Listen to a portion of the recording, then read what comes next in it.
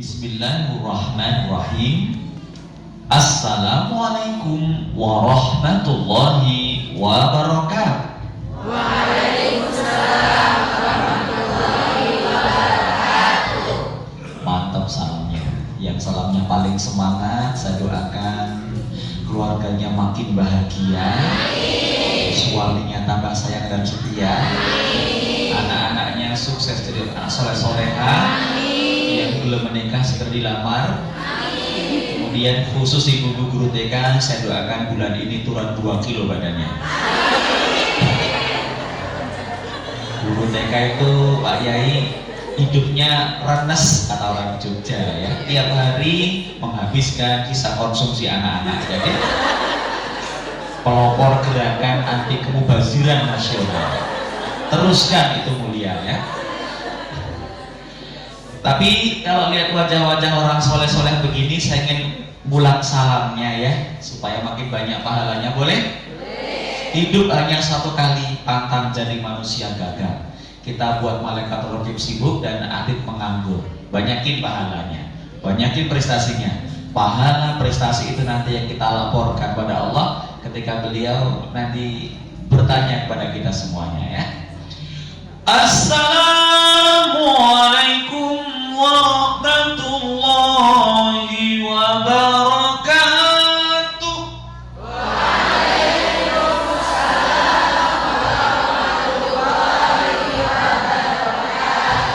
Malah gak kompak. Karena bingung jawab salamnya kan? Itu berarti ada adaptasi. Maklum salamnya kelainan kan? Terima kasih, senyum Anda mewakili kata-kata. Hamdan wa syukran lillah, sholatan wa salaman ala rasulillah, ashhadu an la ilaha illallah wahdahu la syarikalah, wa ashhadu anna muhammadan abduhu wa rasuluhu, la nabiyya wa la rasula ba'da. Amma ba'du. Yang kita muliakan Syekh Kabir Ustaz Rahman selaku sepuh di PPMI, insyaallah nanti masuk Dewan Syuro ya, di Muktamar sudah kita sonding-sondingkan. Saya mundur para maju nanti. Saya sudah kelamaan di Syuro.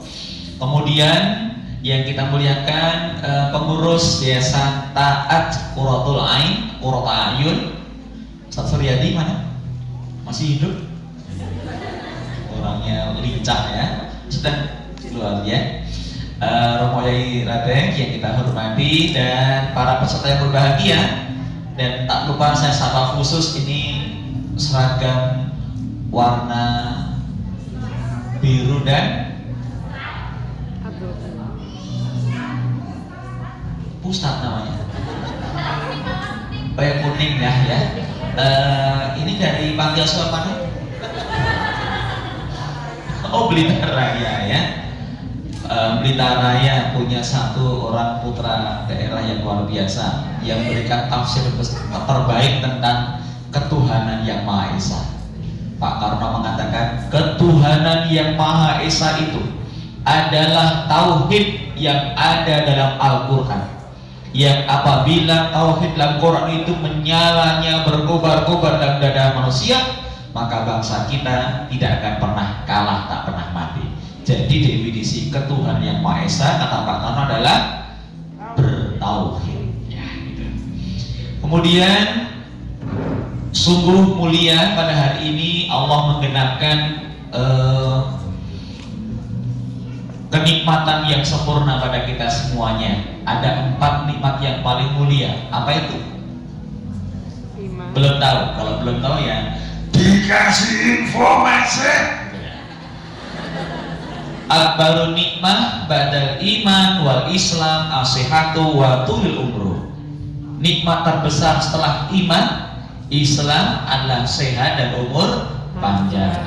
Karena imanlah kita berhimpun, kita berkumpul. Kemudian karena iman pula kita dengan suka hati meniatkan diri turut untuk meneruskan misi visi perjuangan Kanjeng Nabi Muhammad Sallallahu Alaihi Wasallam yang di bulan Rabiul Awal ini adalah tengara sejarah kelahiran beliau ya. Yang misinya apa itu?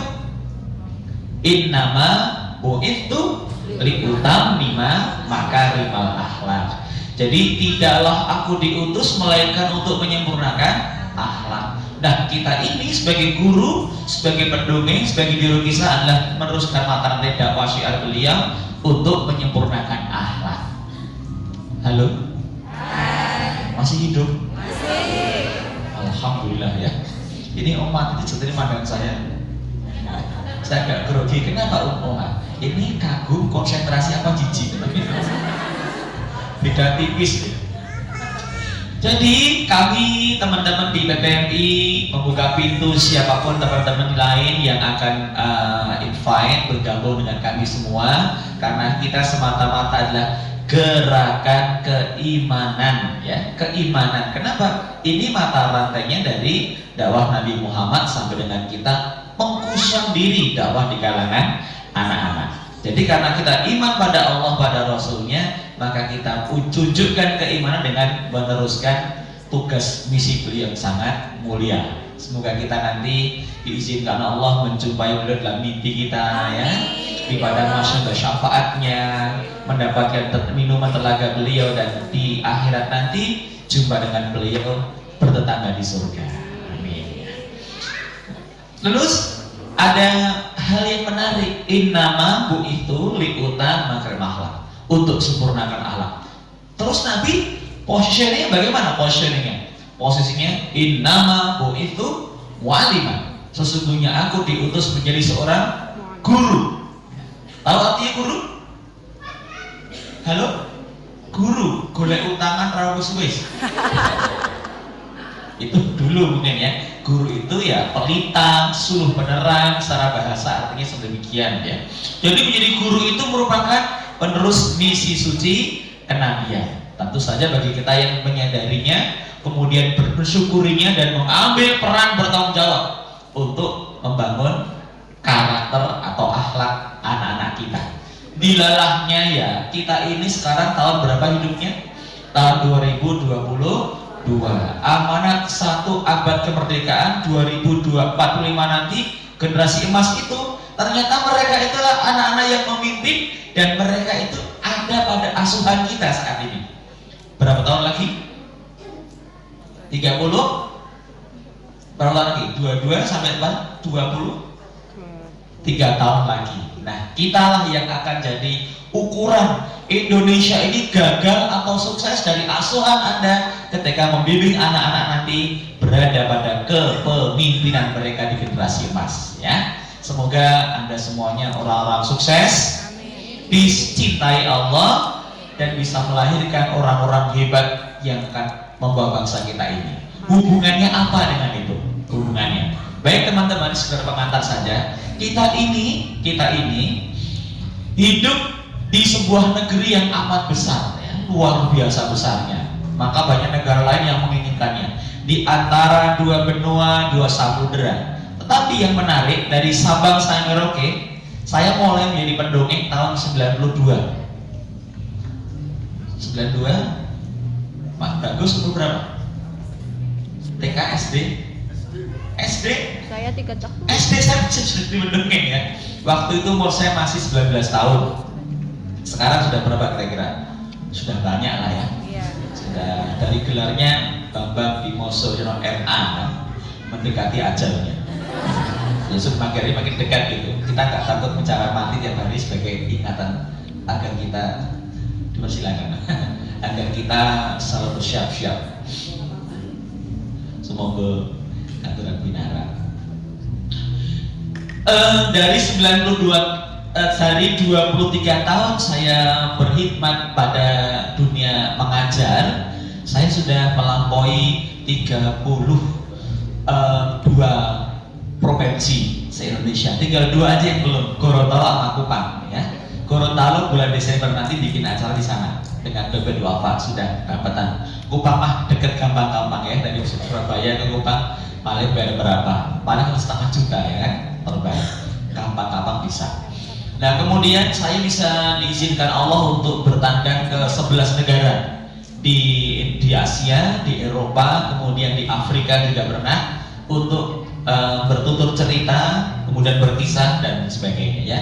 Sebagai seorang pria panggilan dipanggil sana, panggil sini, panggil situ. Tapi pengalaman itu kemudian mengkristalkan sebuah tanggung jawab. Setelah kita ada kesyukuran, ada kesadaran, lalu tanggung jawab. Oh ternyata bahwa Tuhan Allah itu berikan kelebihan pada seseorang. Apakah itu hobi, apakah itu kemudian menjadi passion atau talenta, maka di balik talenta itu pasti ada tujuannya. Apa? Untuk menjadikan bagi orang itu sendiri yang bertalenta menjadi jalan hidayah dan jalan memperbanyak amal ibadah. Akan dilihat oleh Allah nanti yang memberikan pada kita kemuliaan berupa talenta itu. Aku telah berikan kau keahlian berbicara, keahlian menulis, keahlian diplomasi, lobby, negosiasi. Keahlian itu sudah kau buat apa untuk memajukan kemajuan agama nusa bangsa kita. Bangsa kita besar teman-teman. Saya ingin berikan aware dulu. Bangsa kita besar. Sabang Merauke itu ternyata kalau Anda naik pesawat terbang dengan kecepatan 800 km per jam, ternyata Sabang ke Merauke terbangnya non-stop 9 jam. Anda dari Sabang ke Merauke terbang 9 jam itu sama dengan melewati 20 negara di Eropa. Gede banget yang bangsa kita ini. Ini gak main-main loh. Rote Miangas, selatan ke utara. Kalau Anda terbang dengan pesawat yang sama, kecepatan yang sama, maka membutuhkan waktu 5 jam terbang. Sama dengan melewati 9 negara di Eropa. Belanda yang kecil itu, Belanda yang gedenya hanya separuhnya Jawa Timur, bisa menjajah 350 tahun. Kenapa? Mungkin karena bangsa kita karakternya lemah sehingga gampang dijajah bangsa lain ya katanya. Berarti teman-teman, bagaimana kita menyiapkan generasi 2045 nanti, generasi yang bisa amanah membawa Indonesia besar ini? Jawabannya ada gium pada pepatah yang kita dengar. Bangsa yang besar adalah bangsa yang menghargai pahlawannya. Siapa pahlawan itu? Orang-orang besar. Orang besar adalah orang yang kehadirannya berikan manfaat pada orang lain sebesar-besarnya. Ia berkorban, ia memimpin, dan kemudian meratakan kemakmuran untuk seluruh bangsa kita. Jadi ada tugas besar di pundak-pundak kita para guru, ya, untuk membangun karakter bangsa kita, karakter yang kuat, yang kokoh, sanggup nih pikul tanggung jawab untuk memajukan bangsa kita. Jadi ini bukan sekedar omong kosong, kapan kata-kata, ini adalah kesadaran bersama bahwa kita harus berbuat. Tentu saja, maka yang dikemukakan, yang didulukan adalah kisah-kisah orang besar. Mana mungkin bangsa kita menjadi bangsa besar kalau yang anak-anaknya nggak dikenalkan dengan para pahlawannya, betul? Betul.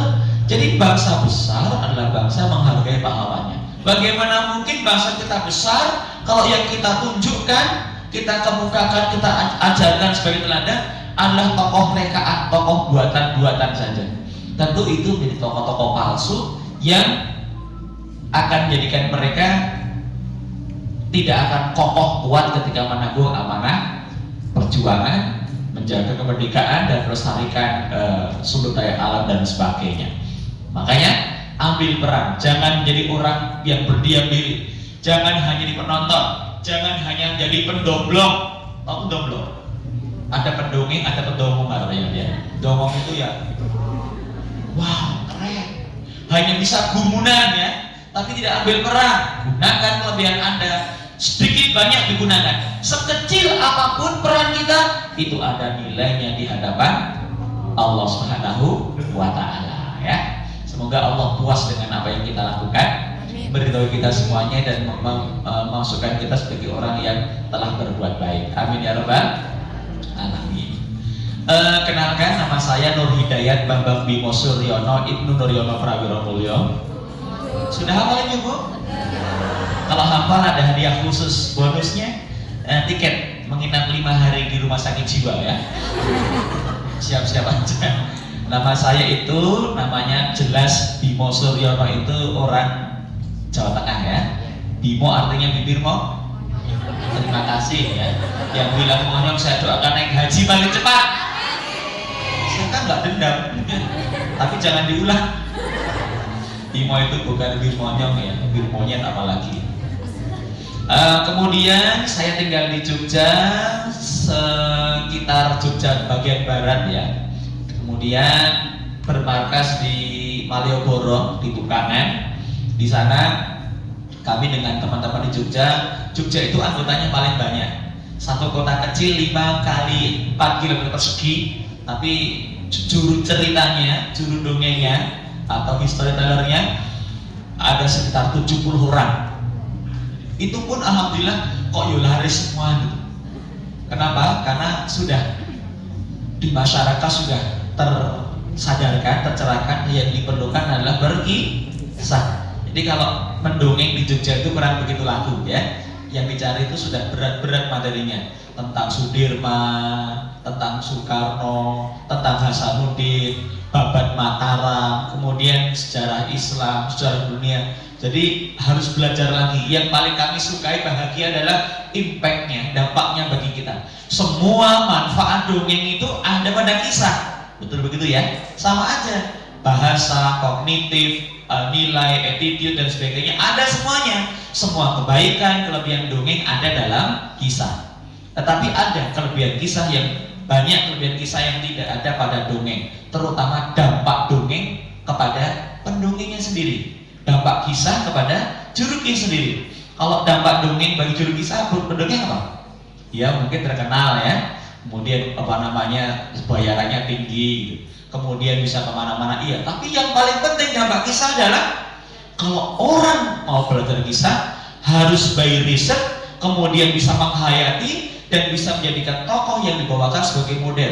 Dan banyak perubahan dari kita semua ketika kita berkisah tentang Diponegoro misalnya, tentang Mangkubumi, tentang Gajah Mada. Jadi kita akan melekatkan nilainya pada orang-orang besar tadi, bukan orang remeh-temeh. Kenapa bangsa Amerika itu gak punya pahlawan? Ya karena mereka bangsa penjajah kan?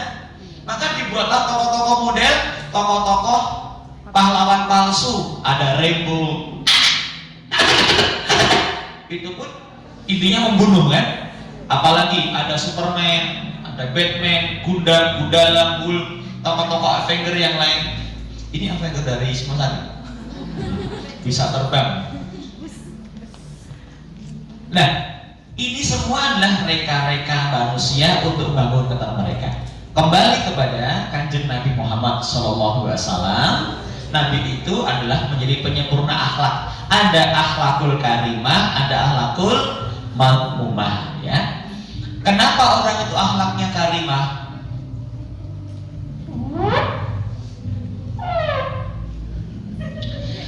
Mengapa akhlaknya mulia? Hei Giant, ada Sunil. Ayo Gary, kesini Gary, kita main ubur-ubur. Hai Squidward. Ya SpongeBob. Dulu sangat banyak Squidward buat yang sebenarnya beti. Kalau nonton SpongeBob isinya pengen jadi apa nanya? Usil ya, kayak Sintan, ngisengin orang mulu ya. Semau sendiri nggak mau diatur. Nah, coba teman-teman, mengapa Anda orang akhlaknya baik?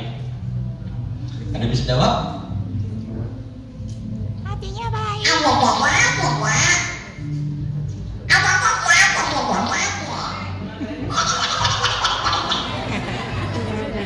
Kenapa orang akhlaknya baik, karakternya baik? Urutannya itu melompat. Melihat dulu, itu melompat dulu juga. Saya bikinkan urutannya ya, timeline-nya ya. Ya. Mengapa orang akhlaknya mulia? Nanti kan bikin begitu kan? Ini amanah dari Allah Ta'ala, menyempurna Allah. Mengapa orang akhlaknya mulia? Karena kebiasaannya mulia. Dia punya kebiasaan yang mulia. Mengapa kebiasaannya mulia? Karena perbuatannya mulia. Perbuatan yang dibiasakan menjadi sebuah karakter. Mengapa perbuatannya mulia? Karena pikirannya mulia atau pikirannya baik. Mengapa pikirannya baik? Karena hatinya baik. Mengapa hatinya baik? Karena ruhaninya baik. Jadi membangun akhlak itu dimulai dari membangun tauhid, membangun keimanan. Oh pantes Nabi Muhammad 13 tahun di Mekah diubek-ubek masalah keimanan. Membersihkan, tazkiyah, tasfiyah kepada soal keimanan kan. Yang dihadapi berat tuh kan.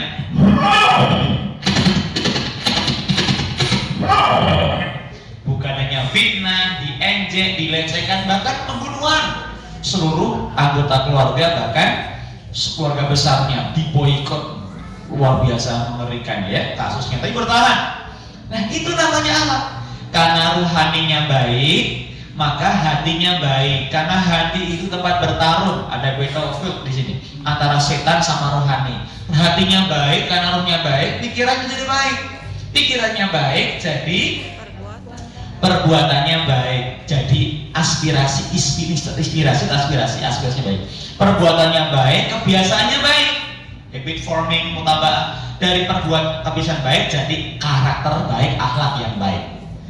Kenapa orang akhlaknya mazmumah? Karena akhlaknya buruk, karena kebiasaannya buruk. Kebiasaan buruk kenapa? Perbuatannya buruk. Mengapa perbuatan buruk? Karena pikirannya buruk. Mengapa pikirannya buruk? Karena hatinya buruk.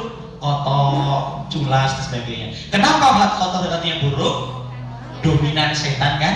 Ruhaninya buruk. Semuanya dimulai dari spiritual set. Keimanan. Kalau motivator, saya juga motivator ya, belajar NLP dan lain-lainnya. Kalau motivator tidak, karakter sebenarnya beda dengan akhlak. Kalau karakter itu karakter buah dari kebiasaan. Karakter baik, kebiasaannya baik. Kebiasaan baik karena perbuatan baik. Mengapa perbuatan baik? Karena pikirannya baik. Sampai di situ, nggak mikir imannya, nggak mikir keyakinannya, enggak, mulai dari pikiran. Maka kalau motivator mainnya mindset, pemrograman pola pikir, itu mindset. Jadi innama itu li'uta imam akhlak. Kan mengapa ada Nabi menyembuhkan akan akhlak? Emang ada akhlak yang sempurna? Ya ada. Apa itu? Karakter itu. Karakter itu nilainya dari budaya setempat atau nilai pribadi di pikiran, penemuannya kemudian jadi perbuatan, kebiasaan, jadi karakter. Jadi akhlak itu lebih dari sekedar karakter. Kenapa kamu nggak minum? Kan nggak ada polisi, ada teman-teman, nggak enak aku. Itu namanya karakter. Ubi ius, ubi socius, di mana ada hukum, di sana masyarakat. Kalau Anda mabuk di kamar, ditangkap nggak? Enggak. Kenapa? Karena nggak ada hukum di situ. Tapi kalau kita mabuk di kamar, dosa nggak? Itu namanya akhlak Anda. Anda melekatkan nilai pada baik, buruk, dan salah pada al-Islam. Nah, kalau kita sekarang ini dengan undang-undang yang diteken kemarin ya, kalau laki-laki perempuan mau sama mau berciuman bakal dari itu dihukum nggak? Kalau suka sama suka? Udah tekan belum ya? Udah ya? Nggak dihukum. Kenapa? Suka sama suka. Tapi kalau ada pemaksaan itu baru jadi delik aduan, gitu kan? Nah, kenapa? Kalau di Bali Anda nggak adu ayam mungkin setahu saya itu malah Anda nggak umum di masyarakat nilainya buruk. Tapi karena itu hukum sosial, tapi kalau nggak ada ya nggak apa-apa.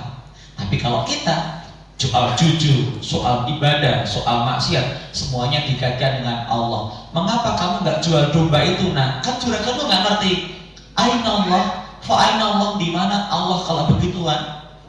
Itu jawaban. Mangkana billahi wal yaumil akhir, falyukrim jarah, falyukrim dhaifahu, falyakul khairan aw yaskut. Kita berbuat baik itu karena semata-mata beriman pada Allah dan hari akhir. Kenapa kita nggak zina? Karena Allah Maha melihat malaikat pencatat. Hari akhir ada perhitungannya. Kenapa nggak korupsi?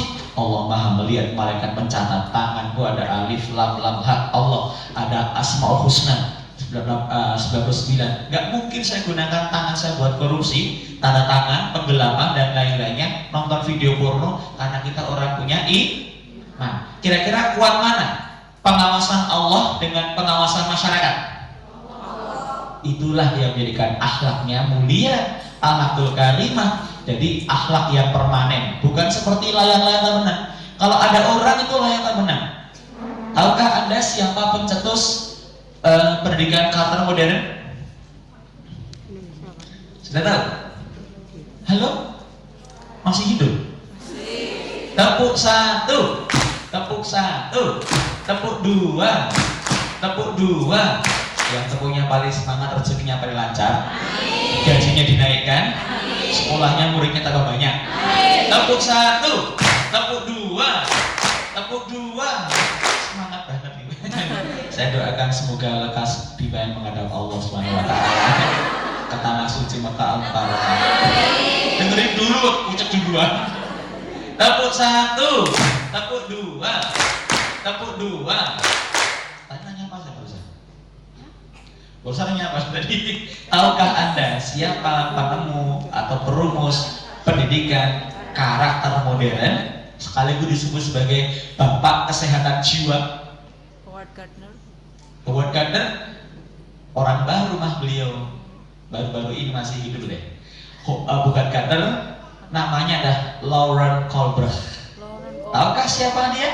Dia adalah mantan tentara Israel yang mendapatkan banyak penghargaan negaranya karena banyak ngebunuhin orang-orang Palestina. Astagfirullah. Pensiun dari tentaraan, usia muda masih militer, ia kemudian pindah ke Amerika, belajar psikologi dan kemudian jadi profesor, diangkat sebagai bapak kesehatan jiwa, mantan pembunuh penduduk sipil. Dan anehnya, sebagai bapak kesehatan jiwa, matinya bunuh diri karena stres. Jadi kalau Anda liutami makarim akhlak, Anda pelanjut dakwah Nabi Muhammad, tarbiyah beliau, dakwah tarbiyah Muhammad. Kalau Anda kekeh dengan udah cukup dengan dongeng, aku membangun karakter, bisa dan bisa. Tapi Anda pelanjut dari Lauren Colbert, diniatkan atau enggak diniatkan. Sistematik pribadinya beda. Dia mindset, kita dari spiritual set, dari iman dulu, ya. Dan semua kisah-kisah Nabi Rasul, kisah-kisah Al-Quran, para ulama, zuama, para pahlawan kita syarat dengan kesadaran akan keimanan. Itu yang akan kita ungkap. Pak Birman, Anda tahu ya, kemudian beliau setiap saat berwudu meskipun dalam keadaan sakit, kemudian dia sholat awal waktu meskipun dalam perang, menjaga keikhlasan, menjaga nusa bangsa ini karena perintah agama. Ini karena iman. Diponegoro menegakkan perang sambil, Hasanuddin begitu juga, Imam Bonjol, orang-orang hebat, bahkan R.A. Kartini ya, yang mendorong kesadaran untuk menuliskan terjemah Quran bahasa Jawa, semua karena gerakan keimanan, bukan semata-mata gerakan kemanusiaan. Kita mah hanya ikut aja, turut aja, melanjutkan dakwah tarbiyah mereka semuanya. Oke? Halo? Lama-lama ngeri saya. Ini serius banget loh, karena saya di Malang, saya sadar Malang itu kota pendidikan ya. Ada 66 kampus di kota ini, luar biasa. Semoga Malang aman. Meskipun kita juga berdoa dan berduka, 127 saudara kita meninggal dalam perhelatan sepak bola semalam ya. Al-Fatihah.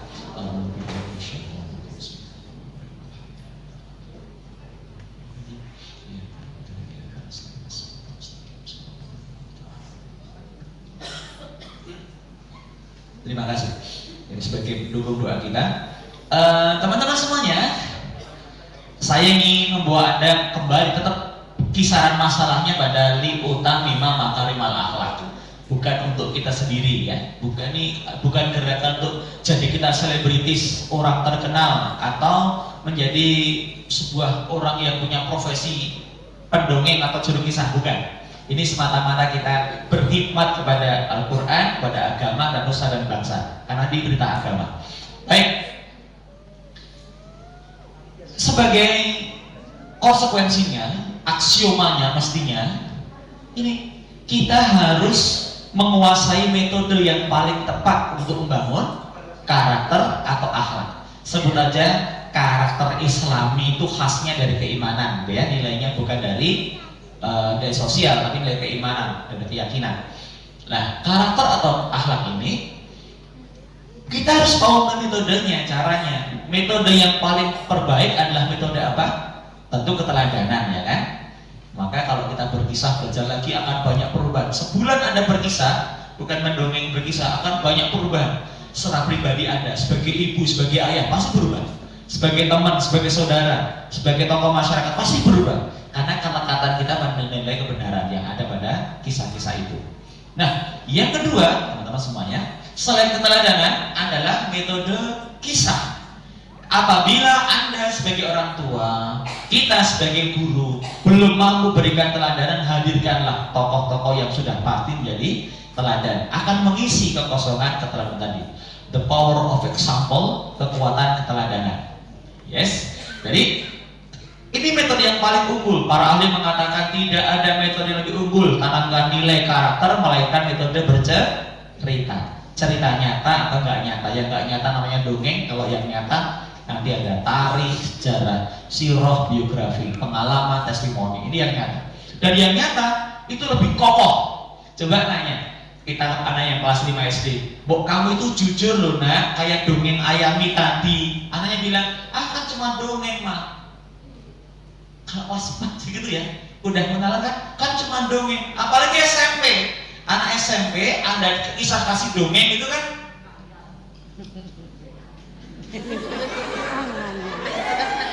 gak dengerin kan? Kenapa? Itu gak ngeh bagi mereka. Meskipun mereka juga suka dongeng dengan tema-tema yang berbeda kan, tentang persahabatan, tentang kalau anak SMP kan suka tentang petualangan-petualangan, mulai SMA romantisme gitu ya. Jadi cerita-cerita pahlawan kadang kalah sama Taehyung, Jimin, Lee Min Ho, dan sebagainya. Saya sebagian juga terpapar di sini virus Korea. Dan ini sinetron itu dongeng, ya, cerita fiksi yang nyata. Film juga dongeng. Makanya penelitian yang sangat kita kenal adalah Profesor Dr. David McClellan kan, seorang peneliti dari CIA yang dapat bertugas besar CIA untuk riset mengapa ada bangsa maju bangsa mundur. Siapa namanya? Dr. David McClellan. Orang mana nih? Orang mana? Kepanjen ya. Namanya aja kasem Ben. Oke, dia orang Amerika, mendapatkan tugas dari CIA meneliti mengapa ada bangsa maju bangsa mundur. Kapan tuh? Di tahun 74. Ini proyek ya, proyek perang dingin untuk mengetahui bangsa maju bangsa mundur. Leland meneliti Inggris dan Spanyol, dua imperialis dari Eropa. Di awal abad 19 mereka sama-sama alamnya bagus, manusianya bagus, tapi anehnya satu dasawarsa. 20 tahun kemudian